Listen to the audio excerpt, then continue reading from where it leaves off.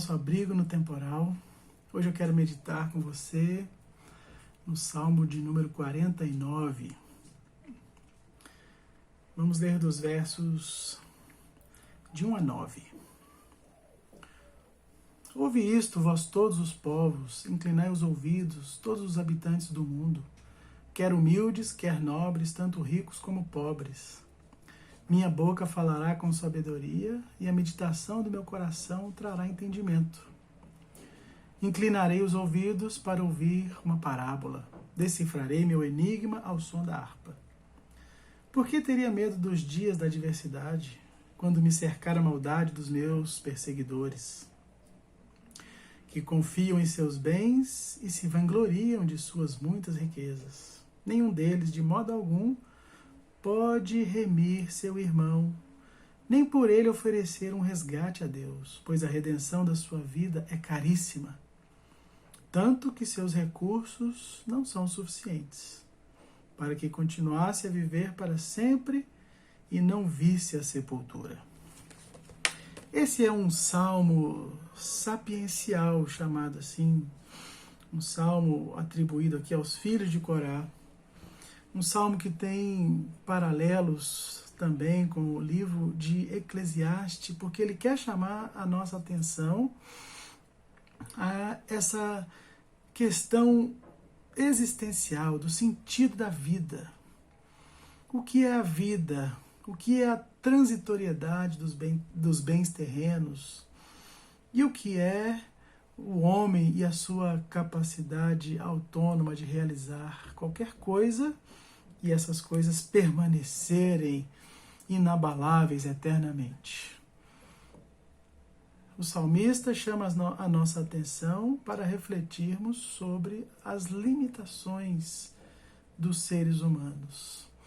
Ele critica, obviamente, a confiança que os poderosos têm em si mesmo, no seu poder, na sua riqueza.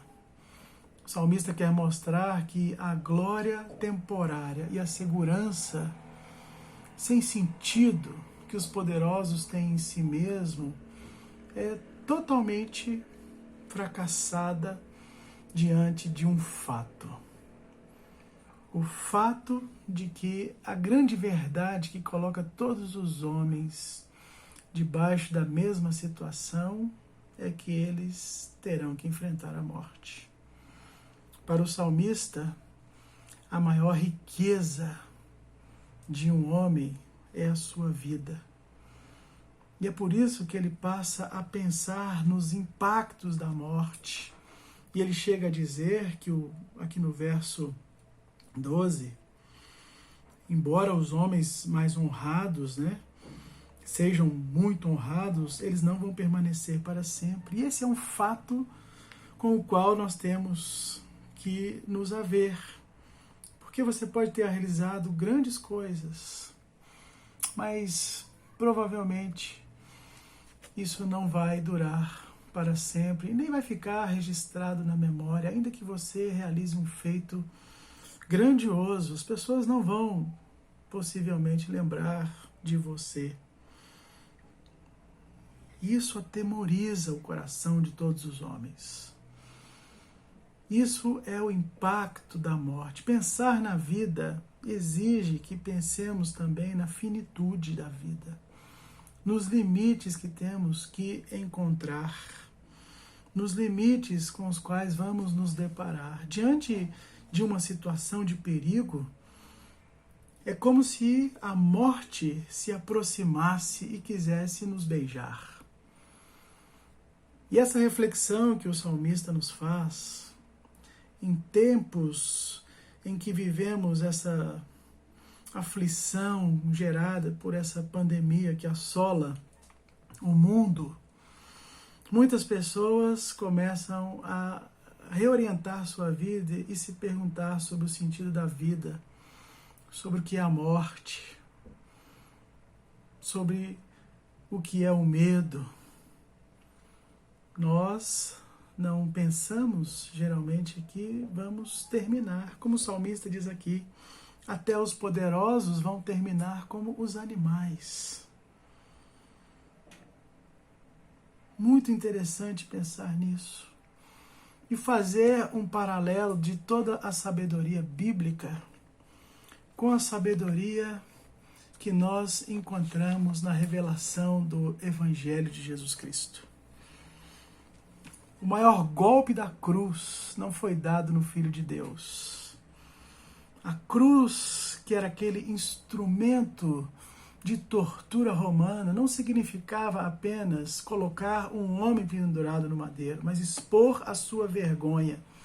E eu quero te fazer pensar hoje que o que os poderes mundanos, o que as hostes celestiais malignas celebraram naquele dia da morte de Jesus, era o triunfo da morte, até que ele ressurge da morte. É isso que torna o cristianismo uma religião tão linda. Porque o cristão, diante da morte, ele deve se perguntar, ele deve se lembrar. E eu quero ler com você as palavras dessa lembrança que foram feitas também pelo apóstolo Paulo, quando ele escreveu a sua carta aos Coríntios, lá no capítulo 15. E ele diz: mas quando o que perece se revestir do que é imperecível, e o que é mortal se revestir do que é imortal, então se cumprirá a palavra escrita: a morte foi engolida pela vitória. Onde está, ó morte, a tua vitória? Onde está, ó morte, o teu aguilhão? O aguilhão da morte é o pecado, e a força do pecado é a lei, mas graças a Deus que nos dá a vitória por meio do nosso Senhor Jesus Cristo. Portanto, meus irmãos, sede firmes e constantes, sempre atuantes na obra do Senhor, sabendo que nele todo o trabalho, todo o vosso trabalho não é inútil. Todo o trabalho da nossa vida não é inútil quando nós podemos olhar para a morte de um jeito diferente. Essa é a diferença do cristão. O cristão não olha para a morte com temor. Ele olha para a morte como um sinal de que Cristo ressuscitou. E se ele ressuscitou, a nossa fé permanece viva. A nossa fé permanece operante. E é por isso que continuamos trabalhando e enchendo o mundo da graça de Deus. É isso que dá sentido à nossa vida. Essa é a sabedoria que nós devemos nos apegar a ela pela santa palavra de Deus. De que se morremos, morremos com Cristo, e se vivemos, vivemos para Ele. Porque, como diz o apóstolo, para Ele viver é Cristo e morrer é lucro. Porque estaremos com Ele, porque o sentido da nossa vida não se limita à transitoriedade do temporal, mas a esperança eterna de que estaremos para sempre com Ele. Que o Senhor possa encher seu coração, que você encontre sentido na palavra de Deus, na verdade de Deus, em Jesus Cristo, que é o nosso Senhor, Salvador e eterno Rei. Vamos orar? Senhor, sabemos que venceste. Jesus é o Rei da glória. Então nós abrimos as portas para que Ele entre. Quem é este Rei da glória? O Senhor forte e poderoso, que venceu, que triunfou a morte. Por isso não precisamos mais temer. Por isso podemos chegar a Ti com confiança. Que se te pedimos, o Senhor nos dá.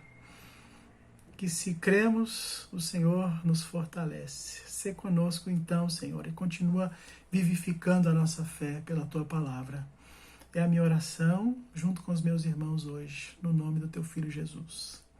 Que o Senhor abençoe a tua vida e guarde a tua fé nesta esperança de que o Senhor Jesus Cristo venceu a morte.